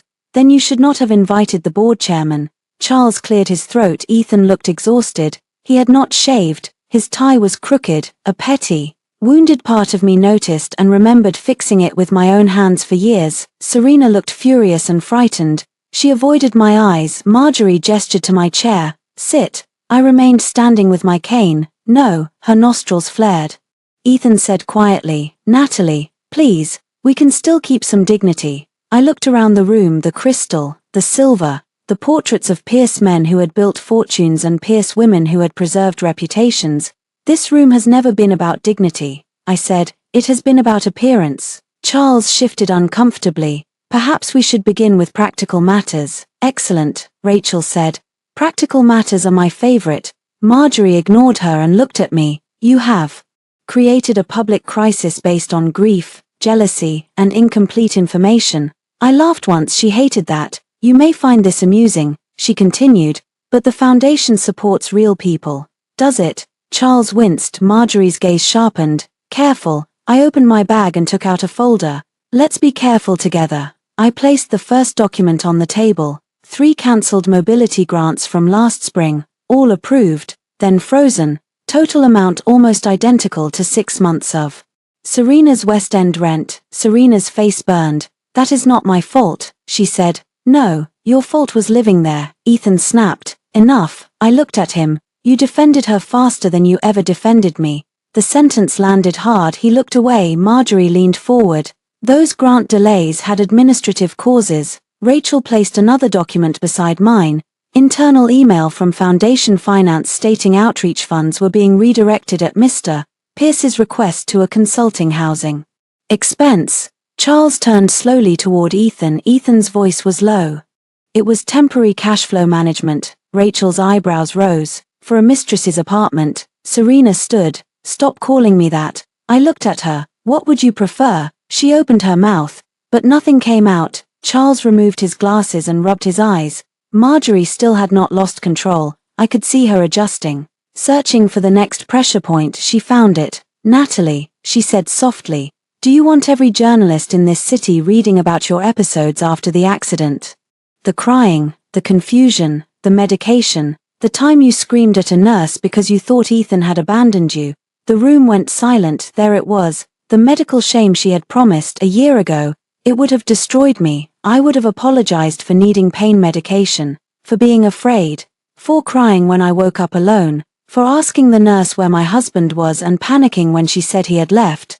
Now I looked at Marjorie and felt something almost like pity, not soft pity, cold pity. She had brought a rusted knife to a gunfight. "I did scream," I said. Ethan's head lifted. Marjorie blinked. I continued. "I woke after spinal surgery in more pain than I knew a body could hold. I was confused. I was terrified. I asked for my husband. He was not there. A nurse tried to calm me. And I screamed because I thought I had been left behind." My voice did not break. "Yes, Marjorie, I was traumatized. Thank you for giving me a chance to say that in front of your witness." Charles looked At the table, Rachel's expression did not change, but her eyes warmed. I turned to Ethan. "Where were you?" His face went pale. "Don't," he said. "Where were you when I woke up screaming?" He said nothing. Serena stared at her plate. I looked at her. "Do you remember?" Her lips trembled. Marjorie snapped. "Serena," Serena whispered. "He was with me." The words moved through the room like smoke. Charles closed his eyes. I nodded once. "Thank you." Ethan looked at Serena as if she had betrayed him. That almost made me laugh. Men like Ethan always thought truth was betrayal when it stopped serving them. Marjorie stood so quickly her chair scraped the floor. "This is emotional manipulation." "No," I said. "This is a timeline." I placed the next document down. Hospital call log. The nurse called Ethan 4 times after I woke. No answer. His phone location, which we will subpoena if necessary, places him at the Lowell Hotel. Serena whispered. "Ethan." He turned on her. "You said you wanted truth." I didn't know she woke up. That was the first thing she said all night that sounded human. I believed her again. It did not save her. Marjorie's hand tightened on the back of her chair. "You are destroying your husband over one night." "One night?" I asked. I took out the rehab cancellation emails. One night became 3 cancelled rehab appointments, the forged authorization. One night became my signature on a document I never signed, the apartment lease. One night became foundation funds paying for Serena's home, the gala transcript. One night became your guest calling me crippled while my husband told me not to make a scene. I placed the final page on the table, a still from the valet video, Ethan's car in the rain, Serena's name glowing on the dashboard. And one night became a lie that trapped me inside a marriage built on my silence. No one moved. I sat down then, not because I was defeated, because my leg was shaking, and I no longer believed dignity required pretending pain did not exist. That was another freedom. Charles cleared his throat. "Ethan, is the video authentic?" Ethan looked at his mother. Marjorie stared straight ahead. The old system still tried to function. Son waiting for mother, mother calculating risk, mistress frozen, chairman begging silently for a version that would not ruin everyone. But the documents were on the table now. Paper does not care about family hierarchy. "I don't know," Ethan said. Rachel smiled. "Then you won't object to forensic review?" He glared at her. Charles stood slowly. "I think the board needs independent counsel." Marjorie's head snapped toward him. "Charles," he looked tired, older than when we arrived. "Marjorie, if even half of this is accurate, the board has exposure. Exposure, not guilt, not harm, exposure. Still, it was enough. People like Charles rarely found morality before liability. But liability could drag them into the same room. Serena grabbed her bag. "I'm leaving." Ethan stood. "Serena, wait." I watched him. Even with his marriage bleeding out on the table, he moved toward her first. That final reflex was more honest than any apology he could ever give me. Serena looked at him and shook her head. "You said she ruined everything." She whispered. "You ruined everything." Then she left. Ethan stood in the doorway, torn between following her and salvaging the room. I stood too, slower. "I used to think I lost you after the accident," I said. He turned back. "But I think I lost you before it. The accident just made it visible." His face cracked then a little. "Not enough, Natalie," he said. "I made mistakes." "No." I picked up my folder. "You made choices." Marjorie's voice was low. "If you walk out now, do not expect to come back into this family." I looked at her, at the portraits at the table, at the chair where I had spent years trying to sit correctly enough to be accepted. "I'm not walking out of a family," I said. "I'm walking out of a performance." Rachel opened the dining room door this time. I did not look back. Outside, the air was cold and clean. My leg hurt so badly that I had to lean against the car before getting in. Rachel waited until the door shut, then she said, "You know they will retaliate." I looked at the mansion through the tinted window. Lights glowed in every room. For years I had mistaken brightness for warmth. "I know," I said. My phone buzzed. A message from Ethan. "Please, just talk to me alone. I can explain what my mother did." I stared at it. Then another message arrived. From Serena. "He is going to blame Marjorie. Don't let him. Ask about the second phone." I looked at Rachel. "What second phone?" Rachel's eyes sharpened, and just like that, the night opened another door. The second phone was not in Ethan's name. Of course it wasn't. Rachel found the first trace through a hotel invoice Serena forwarded after midnight. She did not include a message, just a screenshot from the Lowell Hotel dated 2 weeks after my accident. "Room service for 2, valet charge a partial Phone number listed under guest contact, not Ethan's public number, not his office number. A prepaid line billed through one of the foundation's event vendors. Rachel stared at the screenshot for a full minute, then she said, "Serena is trying to save herself. By helping me, by handing us Ethan before he hands her over." I sat at the kitchen island in the suite, wrapped in a blanket, my brace loosened beneath the counter. My body felt like a house after a storm, still standing, but with windows cracked and wires exposed. What would the second phone prove? I asked. Depends what is on it. Affair communications, accident night messages, coordination with his mother, financial instructions. If he used a separate phone to avoid discovery, that matters. Can we get it? Not without process, but we can ask for preservation. And if he denies it exists after we show a basis, that becomes useful. I looked at the screenshot again. There was something almost pathetic about it. A secret phone, a hotel room, a woman who thought she was chosen because she had access to his hidden life, only to realize hidden things are easy to deny. I did not feel sorry for Serena, but I understood the shape of the trap. Ethan made every woman around him compete for partial truths. His mother got the dutiful son, Serena got the desperate lover, I got the wounded husband. None of us got the whole man, maybe because there was not much hole inside him. The next morning, Rachel sent a preservation notice specifically naming the second phone. Ethan responded within 20 minutes. Not through counsel, directly to me. There is no second phone. Serena is lying because she's scared. Do not let her poison you more than she already has. I screenshotted it, then I called Rachel. She was right, I said. Rachel sighed happily. I do enjoy when they lie in writing. At noon, the Pierce Foundation announced that Ethan would take a temporary leave pending internal review. The statement was polished, bloodless, and cowardly. It referred to recent allegations and a commitment to transparency. It did not mention me, it did not mention disabled grant recipients, it did not mention Serena's apartment, but it was the first visible crack in Ethan's public life. He had built his identity on being needed. The foundation needed him, his mother needed him. Serena needed him, I needed him now. One by one, those needs were turning into liabilities. At 3, I returned to Dr. Hart's clinic, not for strategy for my body. The clinic smelled like rubber mats, disinfectant, and effort. It was the only place in the world where people saw me struggle and did not confuse struggle with failure. Dr. Hart watched me walk between parallel bars. Slow down, she said. I am going slow. Your face says revenge speed. My face is not medically relevant, it is when it makes you reckless. I took another step. My left leg dragged slightly. I corrected.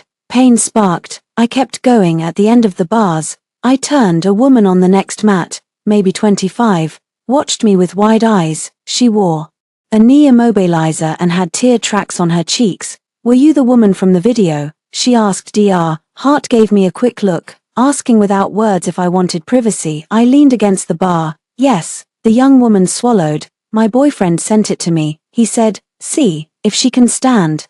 You can stop being dramatic too. Something inside me clenched. There it was, the other edge of public storytelling. People can twist your survival into a weapon against someone else. I'm sorry, I said. She looked embarrassed. No, I didn't mean to make you feel bad. You didn't. I tightened my grip on the bar. But he was wrong. My standing does not measure your pain. Nobody's recovery is a deadline for yours. Her face crumpled. Dr. Hart looked away, giving her dignity. I understood then why the statement mattered.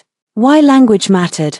Why Serena's insult was not just personal cruelty. When people mock one body, they train the room to mock others. I had wanted to kill the lie for myself. Now I wanted to kill it properly. After therapy, Alan called. 2 networks want interviews. He said, no, one morning show, no, a disability rights podcast. I paused. Rachel, listening on speaker, looked at me. Alan said, they have a strong reputation, no sensational angle. They want to talk about dynamic disability, public humiliation, and charity accountability. You control the accident details. I thought of the young woman in the clinic. Yes, I said, that one. We recorded the interview.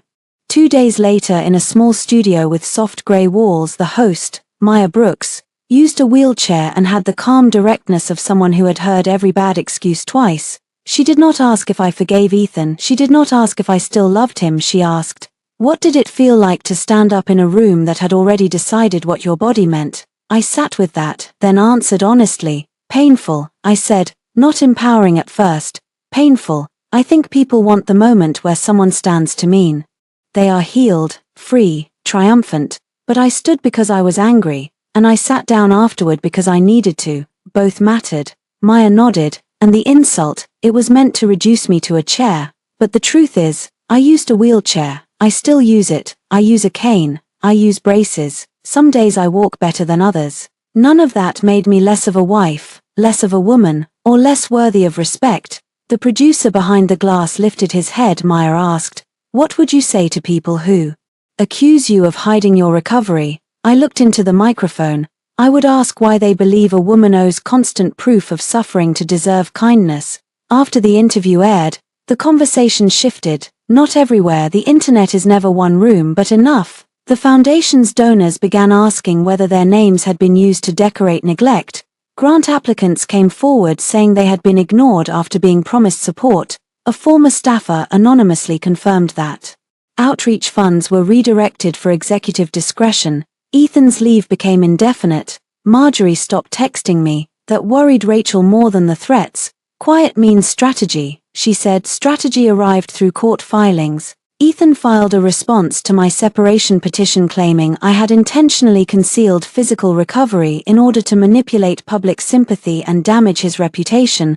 I read the sentence while sitting in Rachel's office, then I read it again. Manipulate public sympathy. The man who had wheeled me onto gala stages beneath foundation banners was accusing me of manipulating sympathy because I took the handles back. Rachel watched me. We expected this. Yes. Still hurts. Yes. Good. Stay honest. Then we answer. The answer was not emotional, it was devastating. Dr. Hart provided a medical statement explaining variable mobility and documented rehab progression.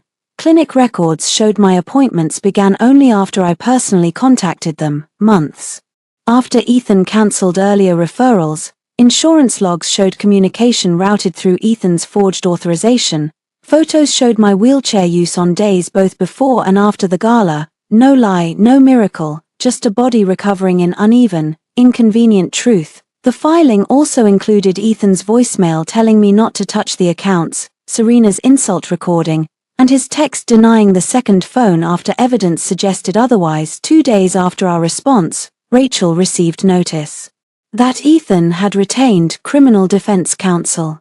She called me immediately. "That does not mean charges," she said. "It means he is worried about the foundation review and the forged medical form." Is that good? It is serious. Serious. The word sat heavily. Part of me had wanted accountability in the clean way stories promise it. Villain exposed.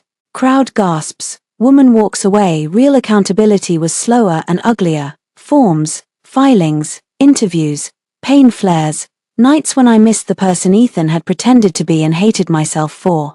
Missing a mask that evening, I went back to the townhouse with a moving crew and police civil standby. Ethan was there, so was the second phone, not openly, not handed over. It buzzed inside the drawer of his study desk while the officer stood in the doorway. The sound was soft. Once, twice Ethan's face changed. Rachel heard it, so did I. I looked at the drawer, then at him. Still no second phone. I asked. The officer's gaze shifted. Ethan closed his eyes. The drawer buzzed again. Rachel smiled. "Mr. Pierce," she said, "I strongly suggest you do not touch that." For once, Ethan obeyed. The officer did not seize the phone. That was not how civil standby worked. And Rachel cared too much about clean procedure to let emotion contaminate evidence. But the buzzing drawer changed everything. Ethan could deny a screenshot. He could deny Serena. He could deny me. He could not deny a hidden phone vibrating 3 feet away in front of a police officer, my attorney, and 2 movers holding a box of my books. His face went gray. "Work phone," he said. Rachel tilted her head. "The work phone you said did not exist." I said there was no second phone related to Serena. The drawer buzzed again. I stepped toward the desk. Ethan moved faster. The officer spoke immediately. "Sir, don't." Ethan froze. That moment, more than the gala, more than the dinner, more than any legal notice, showed me who he had become, a man who reached to protect a device before he reached to protect a wife. Maybe he had always been that man. I simply had not been evidence before. Rachel's voice stayed calm. "We will address this through counsel." Ethan looked at me. "Natalie, this is enough." I looked around the study, his framed awards, his leather chair, the wedding photo still on the shelf, turned slightly toward the wall. My father's old first edition novels boxed near the door because I had asked the movers to take every trace of Bellamy out of this house. No, I said, enough was when you let her mock me at the gala, everything. After that is consequence. Pain shot down my leg as I turned, but I did not let him see it on my face in the bedroom. The movers packed quietly. I took only what was mine: clothes, books, jewelry from my father, medical equipment, files, paintings I had bought before marriage. I left the furniture. I left the wedding china. I left the silver frame Marjorie had given us with the inscription "A proper Pierce home." Proper could stay with them at the closet. I found a showbox on the top shelf inside. Were cards from Ethan, old ones before the foundation, before Serena returned, before the accident. Natalie, you are the best thing I never deserved. I sat on the edge of the bed and held that card until my thumb pressed a crescent into the paper. The worst part of betrayal is not learning they lied today. It is wondering when the truth ended. Was he lying when he wrote this, or did love turn into entitlement so slowly neither of us noticed until it had teeth? I put the card back in the box, then I left the box on his pillow. I did not need souvenirs from the version of him that no longer existed. Downstairs, Ethan waited near the front door. The officer stood outside with the movers. Rachel gave us enough space to speak, but not enough for him to rewrite the room. I didn't want this, Ethan said. I almost smiled. You keep saying things like they happened to you. His eyes were bloodshot. My life is collapsing. No, the version built on my silence is collapsing. He looked away. I made mistakes. Choices, I corrected again. His jaw tightened. Fine. Choices, I made bad choices. But you are acting like I planned to hurt you. I thought about the cancelled appointments, the forged form, the deleted footage, the apartment, the speeches. Did you plan to help me? I asked. He said nothing. There it was. Not every cruelty begins as a plan. Some begin as convenience, then cowardice protects them, then pride makes them permanent. I picked up my bag. Ethan's voice broke. I was scared. I paused. At the hospital, he said, when they said you might not walk again, when my mother said the foundation could lose donors, when Serena kept calling, when you looked at me like I had failed you, I was scared all the time. For 1 second, I saw him as he wanted to be seen, not evil, just overwhelmed, a man crushed by pressure. Then I remembered waking alone. You were scared, I said, so you made me smaller until your fear felt manageable. His eyes filled, the tears came too late. I stepped past him. He whispered, "Do you still love me?" That question stopped me, not because I did not know the answer, because I did. Yes, I said. Hope flashed across his face. I let him have it for one breath, then I finished,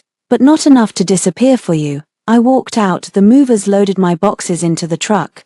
Rachel helped me into the car. The officer nodded politely and left. As we pulled away, I saw Ethan standing alone in the open doorway. Behind him, the house looked enormous. Empty houses always do when the truth moves out. The second phone entered the case through a formal demand 3 days later. Ethan's attorneys resisted.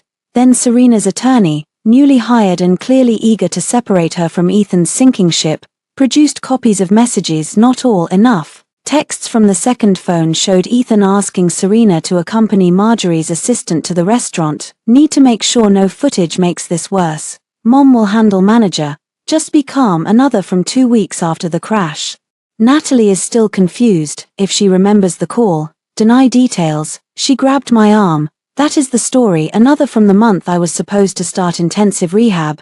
Doctor keeps pushing aggressive treatment. If she improves too fast, questions start. Need time. I read that one in Rachel's office and felt the floor tilt. If she improves too fast, questions start. Not because he thought I could not recover, because he was afraid I would. Rachel swore under her breath. It was the first time I had heard her do that. Priya cried openly. I did not cry. I stared at the message until the words stopped being words and became a door slamming shut. If she improves too fast, questions start. My recovery had threatened his lie, so he slowed it. There are betrayals that end love. There are betrayals that end the person who loved. That message did both. Rachel touched the paper gently. Natalie, I want this in court. Yes, I want the foundation board to see it. Yes, I want his mother to see it. Yes, and I want the divorce finalized without a confidentiality clause. Rachel smiled. That, she said, will cost him. Good. Ethan called that night. I did not answer. He sent a voice message. I did not play it until morning, With Rachel present, his voice sounded wrecked. Natalie, I know what you saw. I can explain. That message looks worse than it was. I was trying to protect us from speculation. I thought if you recovered slowly, quietly, we could manage the narrative and then move forward. I never wanted to hurt your body. You have to believe that. He paused. Then, softer, I miss my wife. I deleted the message from my phone after Rachel saved a copy. My wife, even now. He missed possession and called it love. The preliminary hearing for temporary orders took place the following week. It was not dramatic at first. Courtrooms are smaller than people imagine, less polished, more fluorescent. Lives break under bad lighting every day. Ethan sat across from me in a navy suit. Marjorie sat behind him, wearing black like she was attending the funeral of her reputation. Serena was not there, but her attorney was. Rachel presented the financial freeze requests, document preservation issues, medical interference concerns, and the need for exclusive access to my personal medical records. Ethan's attorney argued that the marriage had been strained by trauma and public misunderstanding. Rachel placed the second phone message into evidence for the temporary hearing. If she improves too fast, questions start. The judge read it. The room changed, not loudly but completely. The judge looked at Ethan over her glasses. Mr. Pierce, what questions were you worried would start? Ethan's attorney stood. Your Honor, my client disputes context. The judge did not look away from Ethan. I asked Mr. Pierce. Ethan opened his mouth, closed it. Marjorie's hand clenched on the bench behind him. I watched him search for a version of the truth small enough to survive. He did not find one. The judge granted the temporary financial protections. She ordered preservation of devices and communications. She restricted Ethan from accessing my medical records. She granted me exclusive possession of my personal property and barred him from contacting my care providers. Each order landed like a nail sealing a door. When we left the courtroom, reporters waited outside. Rachel had prepared me. No details, no performance, no anger for cameras to feast on. A reporter called, Mrs. Pierce, do you believe your husband delayed your recovery? I stopped. Rachel's hand hovered near my elbow but did not touch. I looked at the cameras. My medical recovery belongs to me, I said. So does the truth. Both were interfered with. I trust the process to show that. Another reporter shouted, Are you seeking reconciliation? Ethan emerged behind me in time to hear the question. I did not look at him. No, I said, I am seeking freedom. That clip led every evening segment, not because it was dramatic, because it was clear and clarity. I was learning. Frightened people who survived on fog.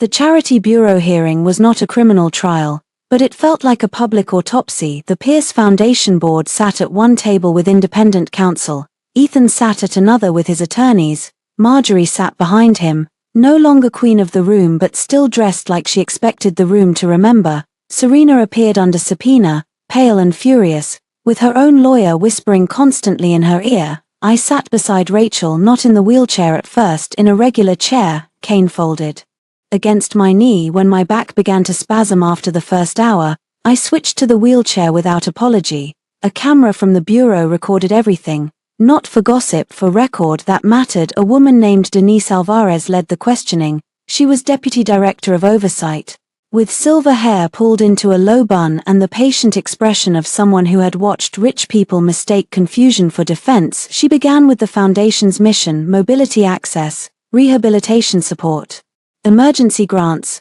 home modification. Then she moved to spending. Mr. Pierce, she said, please explain why funds allocated to the New Start Home Ramp initiative were used to cover monthly payments connected to a residential lease on West End Avenue. Ethan's attorney leaned toward the microphone. We dispute the characterization of those payments. Denise looked at him. The leaseholder's beneficial occupant was Ms. Serena Vale. Correct. Serena stared at the table. Her attorney said, Ms. Vale was not involved in foundation accounting. Denise did not blink. That was not my question. Ethan's attorney shifted. Ethan finally spoke.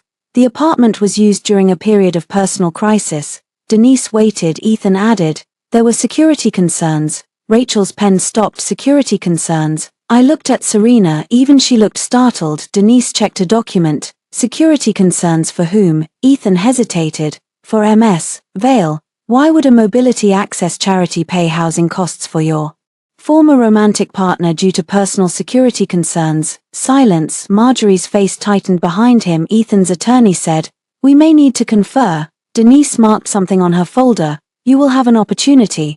Then came the cancelled grants, one by one. Names appeared: a veteran waiting for a ramp, a mother needing bathroom modifications after a stroke, a teacher seeking adaptive driving equipment. Each application approved in committee, each payment delayed, each delay occurring while the West End charges cleared. I had known the numbers, I had not known the names. That was worse. Money becomes abstract until you see who stood behind it. By the third applicant, my throat burned. Ethan did not look at me. Good, if he had, I might have thrown something. Then Denise opened the medical interference section. "Mrs. Pierce, you are not required to answer personal medical questions beyond the scope of your submitted statement. Do you understand?" "Yes." "Did you authorize Ethan Pierce to cancel or delay recommended rehabilitation appointments on your behalf?" "No."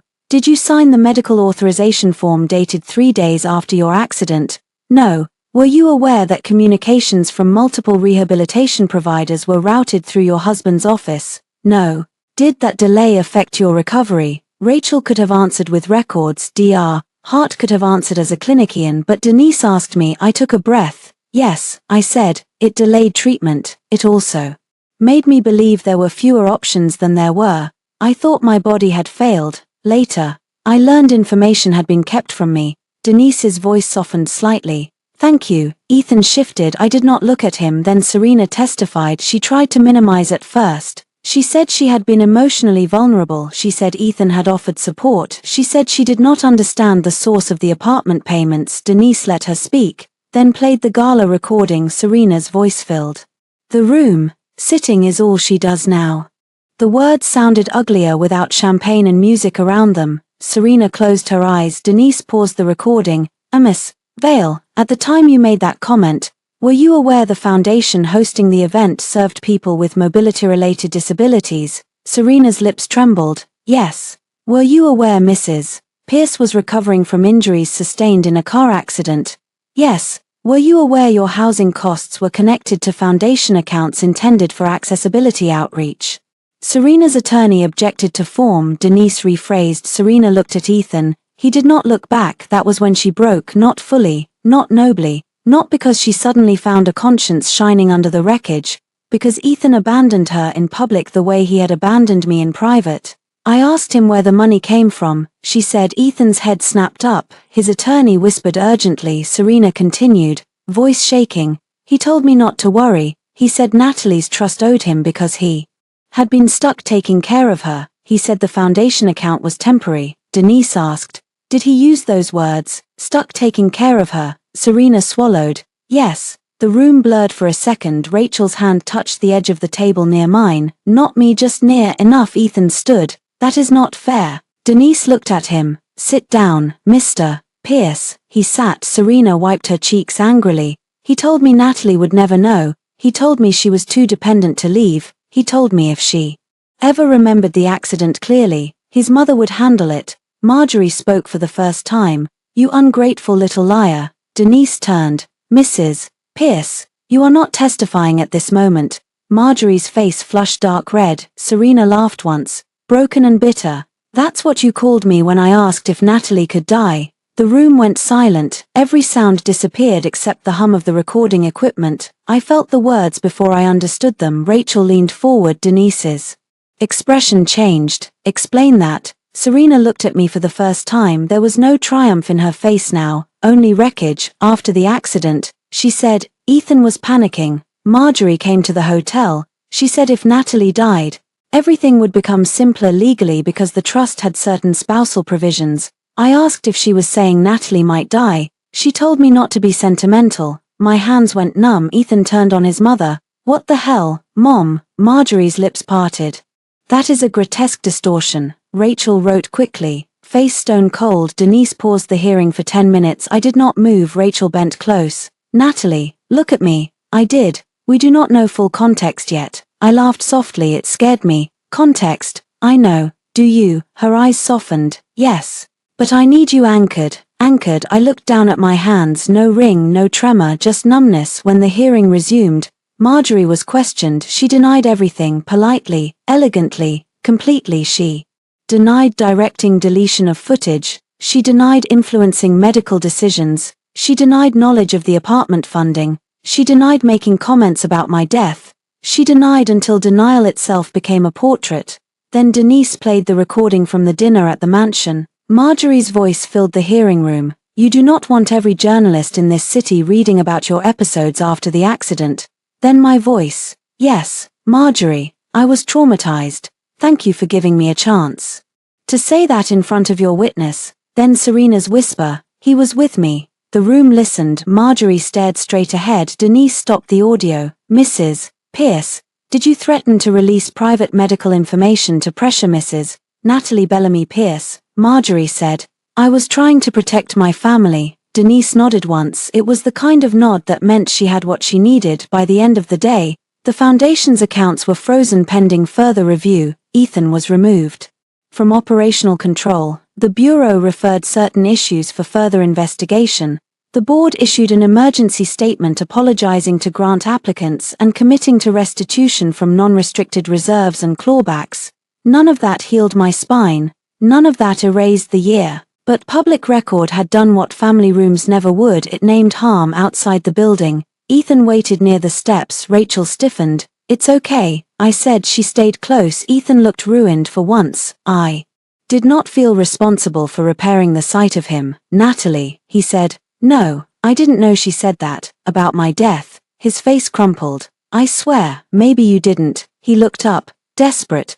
But you knew enough, I said. You knew she was deleting evidence. You knew you blamed me. You knew you slowed my rehab. You knew you spent money meant for disabled people on Serena. You knew I woke up alone. Tears slipped down his face. I can't undo it. No, I'll tell the truth. Publicly. I'll say I lied. Good. His eyes lit with terrible hope. I extinguished it. But not for me, for the record. He reached for my hand. I moved it away. He froze. I want to come home, he whispered. I stared at him. After everything, he still thought home was a place he could return to because remorse had made him cold. You don't want home, I said. You want shelter. He started to speak. I cut him off. I am not shelter anymore. I left him on the steps that night. I went back to the suite, took off my brace, and cried until my ribs hurt. Not because I wanted him back, because I finally understood how close I had come to never getting myself back. Divorce mediation took place in a room with beige walls, bad coffee, and a bowl of peppermints nobody touched. It felt too ordinary for the end of a marriage. No thunder, no chandeliers, no dramatic staircase, just lawyers, paper, and two people who once promised forever sitting on opposite sides of a polished table. Ethan looked thinner. He had resigned from the foundation 2 days earlier, not stepped back, not taken leave, resigned. The official statement admitted serious failures in judgment and governance. It did not include every truth, but it included enough for donors to demand more. Marjorie's social invitations vanished first, then her committee seats, then the museum gala chair she had held for 14 years. Serena had moved out of West End Avenue. Her attorney was negotiating cooperation. Everyone was falling into their own consequences. I did not feel victorious. I felt clear. That was better. The mediator, a retired judge named Helen Strauss, began with practical terms: marital property division, trust separation, medical privacy protections, non-disparagement, restitution. Ethan's attorney pushed for confidentiality. Rachel said no. They pushed again. Rachel said, my client will not sign any agreement preventing her from discussing her own medical history, disability, marriage, recovery, or public legal records. Ethan looked at me. I'm not trying to silence you, he said. I waited. He corrected himself. I don't want this to follow us forever. There is no us. Pain crossed his face. I did not comfort him. Judge Strauss looked over the proposed terms. Mr. Pierce, given the pending reviews, confidentiality around underlying facts may not be enforceable or appropriate. His attorney whispered to him. Ethan rubbed his face. Fine, he said. No confidentiality. Marjorie was not in the room. That was one mercy, but her influence lingered in the first settlement offer, which tried to classify several payments from my trust as voluntary marital support with no reimbursement. Rachel placed bank records beside the offer. West End lease, household account for Mrs. Marjorie Pierce, foundation transfers misallocated, Private security. Cancelled accessibility expenses. We are prepared to litigate tracing. Ethan's attorney sighed. Ethan said quietly, "Pay it." His attorney turned. "Ethan, pay it," he repeated. I studied him a year ago. I would have mistaken that for nobility. Now I saw exhaustion. He was not making amends, he was trying to stop bleeding. Judge Strauss moved to the medical authorization issue. Ethan's attorney said carefully, "Mr.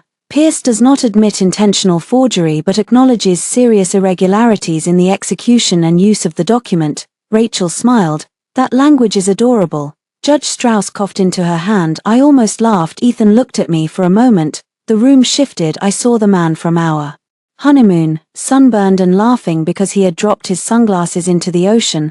I saw him dancing barefoot in our first apartment because we had no furniture yet. I saw every good moment lined up like witnesses for the defense.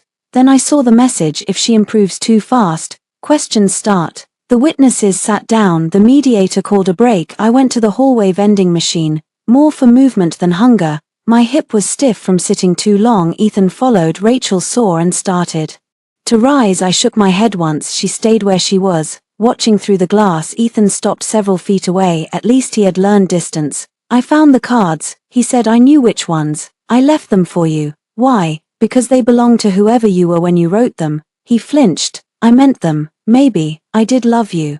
I looked at the vending machine, rows of candy behind glass, everything visible, nothing reachable without cost. "I believe you loved me in the ways you understood love," I said. "I also believe your love became dangerous the moment it required my silence." His eyes filled. "I keep thinking about the hospital," he whispered, "about you waking up." "Don't tell me." He swallowed. "I need to say it. I am not your confessional." That stopped him. It stopped me too. There was a time I would have listened because his guilt felt like proof that I mattered. I would have stood there, injured and exhausted, letting him empty shame into my hands so he could walk away lighter. "Not now." He nodded slowly. "You're right, I know." A faint, broken smile touched his mouth. "You always hated saying that." "I have been practicing." His smile disappeared. "Natalie, after all this is over, could we," he struggled, "not reconcile? I know you don't want that. But could we someday speak without lawyers?" I considered lying gently, then decided against it. "No." He closed his eyes. "I don't say that to punish you," I said. "I say it because every version of contact with you has cost me too much. I am done paying." He nodded again, but his mouth trembled. "I don't know who I am without you." The old me would have softened. The new me felt sad and stayed still. "That is your work," I said. Then I bought a bottle of water and returned to the room. The final agreement took 9 hours. By dusk, the terms were set. Ethan would repay traced trust funds connected to Serena's apartment and improper household transfers. He would not seek spousal support or claim rights against the Bellamy Trust. He would cooperate with record correction regarding the accident. He would issue a sworn statement acknowledging I did not cause the crash and that his prior statements were false. The forged medical authorization would remain outside the settlement, preserved for any ongoing review. My medical records would be mine, my name would be mine, my life would be mine. When we signed, my hand was steady. Natalie Bellamy, not Pierce, just Bellamy. Ethan noticed. His pen hovered. Then he signed too. Afterward, Judge Strauss stood. "I wish both parties healing." It was the kind of thing people say when there is nothing else polite enough. Ethan approached me near the door. Rachel did not move away. He held out his hand, not to touch me, to give me something, my wedding ring, the Pierce heirloom. "I thought you might want to decide what happens to it," he said. I looked at the ring. For years, it had felt heavy because I thought I was not strong enough to carry the family behind it.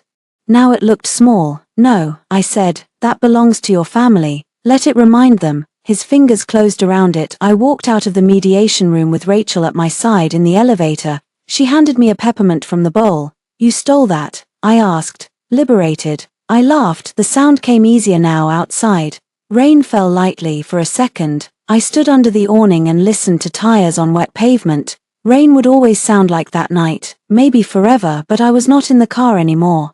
Rachel's driver pulled up before I got in. My phone buzzed. A news alert. "Ethan Pierce admits false statement about crash that injured former wife Natalie Bellamy." Former wife. The words looked strange, then beautiful. I took a screenshot, not for evidence, for myself. 6 months later, I stood at another podium, Smaller room, no chandeliers, no champagne tower, no Serena in silver silk, no Ethan in a tuxedo, no Marjorie watching from the edge of the crowd like a knife wrapped in pearls. This room belonged to the first Bellamy Mobility Grant recipients. The walls were painted warm blue, folding chairs filled the community center hall. A sign near the entrance read, "Access is not charity, IT is dignity." I had not written that line, a grant recipient had. I liked it better than anything the Pierce Foundation had paid a branding agency to invent. My cane rested against the podium. My wheelchair waited nearby because the day had been long and my body had limits. I had stopped treating those limits as moral failures. Dr. Hart sat in the front row. Rachel sat beside her, pretending not to cry. Maya Brooks, the podcast host, had joined the advisory board and was whispering something to a teenager who had just received funding for a custom sports chair. The Bellamy Mobility Fund was not large compared to the Pierce Foundation, not yet, but every dollar was clean, every grant listed, every decision reviewed by people who actually understood the lives behind the applications. After the investigations, the Pierce Foundation had been restructured under independent oversight. Several board members resigned permanently, restitution was ordered, programs were restored, though under a new name. Ethan was barred from leadership in charitable organizations for a set period under the settlement with regulators. Marjorie lost influence faster than I expected and slower than she deserved. Serena cooperated enough to avoid the worst legal consequences, but her public image did not survive the recordings. She issued an apology that began with "I have been reflecting" and ended with comments turned off. I did not respond. Not everything requires your participation to be over. Ethan's sworn statement became public record.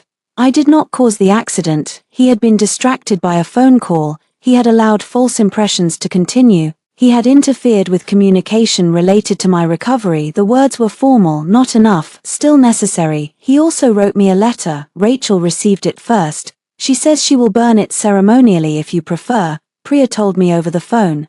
I asked her to send it not because I wanted him back, because curiosity is not surrender. The letter was 12 pages, too long, full of remorse, too late. He wrote about shame, about fear, about how his mother had shaped him, about Serena, about the accident, about waking each morning and reaching for a life that no longer existed. Near the end, he wrote, "I do not ask you to forgive me. I am beginning to understand that forgiveness is not something I am owed because I finally feel the weight of what I did." That line was the only one I believed fully. I folded the letter and put it in a file marked closed. Not forgiven, not forgotten, closed now. At the podium, I looked out at the room. A man in the second row sat beside his wife, their hands linked over a folder containing ramp approval documents. A college student leaned on forearm crutches near the coffee table. A grandmother cried quietly while her grandson filmed the stage on his phone. My voice shook when I began, not from fear, from the size of being alive in a room where no one needed me. Small. A year ago, I said, I stood up in a room where people expected me to stay quiet. A hush moved through the hall. I thought that moment was about proving something to the people who hurt me. I was wrong. It became about proving something to myself, not that I could walk. Some days I can, some days I can't. The proof was that I could choose. I could leave. I could tell the truth. I could stop funding my own humiliation. I could build something from the part of me they mistook for weakness. Dr. Hart wiped her eye. Rachel looked down at her lap. I continued, "This fund exists because access should never depend on whether powerful people find your pain useful. It should never be traded for image, controlled by shame, or delayed because someone else prefers you helpless." The room blurred. I held the podium and let it. For everyone here who has been told you are too much, too expensive, too difficult, too slow, too changed, or too damaged. I want to say this clearly, needing help does not make you less free. The people who use your need to control you are the ones who should be ashamed. Applause began before I finished. This time, I accepted it. Sitting down, that mattered too. After the ceremony, I stayed until every recipient had their paperwork. Every photo was taken, every question answered. By the time I stepped outside, twilight had settled over the city. Rachel walked beside me. "You overdid it," she said. "You always say that. You always do. Balance. That is not balance. Growth." Then, she snorted. A black car waited at the curb, not mine. I knew before the window lowered. Ethan, he looked different, not better or worse, just less polished. His hair was longer, his face thinner, no driver, no assistant, no mother arranging the world around him. Rachel's expression turned lethal. "It's okay," I said. Ethan stepped out slowly, hands visible, staying several feet away. "I'm not here to upset you," he said. "Then don't." A faint smile crossed his face and disappeared. I saw the announcement for the fund. I wanted to say congratulations, thank you. He looked at the community center behind me. "Your father would have been proud." That almost hurt, not because he was wrong, because once, he had known exactly where to press warmth. I did not let the warmth become invitation. "Yes," I said, "he would." Ethan nodded. Silence sat between us for the first time. He did not rush to fill it. That was new, too late, but new. "I'm leaving New York," he said. "For a while." I said nothing. "I'm working with someone, a therapist. Not that it fixes anything. No, but it may stop you from breaking whatever comes next." He accepted that with a small nod. Then he looked at my cane, my chair, my face. "I used to think the worst moment of my life was when you stood up at the gala," he said. "Now I think it was every moment before that when I gave you a reason to." I breathed in slowly. That was the apology he should have found months ago, maybe years. It still did not change the ending. "I hope you become someone who understands that," I said. His eyes shone. "Do you hate me?" I considered the question. The old answer would have been complicated because I thought complicated meant deep. Now, the truth was simple. "No," I said. "I survived you. Hate would keep me closer than I want to be." He closed his eyes. When he opened them, he nodded. "Goodbye, Natalie. Goodbye, Ethan." He got back into the car. This time, watching him leave did not feel like abandonment. It felt like weather passing. Rachel came to stand beside me. "You okay?" I thought about it. My leg hurt. My back ached. My name was still tangled with headlines I never asked for. Some nights, the crash returned in dreams. Some mornings, I woke reaching for a ring that was no longer there. But my bank accounts were mine, my medical records were mine, my home was quiet, my body was not a public debate, my future no longer required Ethan's permission. "Yes," I said. "I'm okay." Rachel smiled. That sounded real. It was. I turned toward my own car, then stopped across the street. The community center windows glowed. Inside, people were still talking, laughing, signing forms, comparing equipment vendors, exchanging numbers, lives being restored without a gala, dignity without performance. I folded my cane, sat in the wheelchair, and pushed myself forward before Rachel could reach for the handles. She caught herself and raised both hands. "Sorry," I smiled. "Thank you." "For what?" "For remembering." She walked beside me, not behind. The sidewalk was uneven, and one wheel caught briefly in a crack. I adjusted, pushed again, and kept moving. Once, that would have embarrassed me. Now it was just a crack, just a wheel, just a woman going home under her own power. In whatever way her body allowed. That night at the curb, I looked back one last time at the lit windows. A year ago, Serena had laughed and said sitting was all I did. She had been wrong. I sat, I stood, I fell, I healed. I left, I built, and when the world tried to decide what my body meant, I took the meaning back, not with a miracle, with evidence, with boundaries, with a signature in my own name, with the courage to stop calling endurance love. The driver opened the door. "Home, MS. Bellamy." I smiled at the sound of it. "Yes," I said, "home."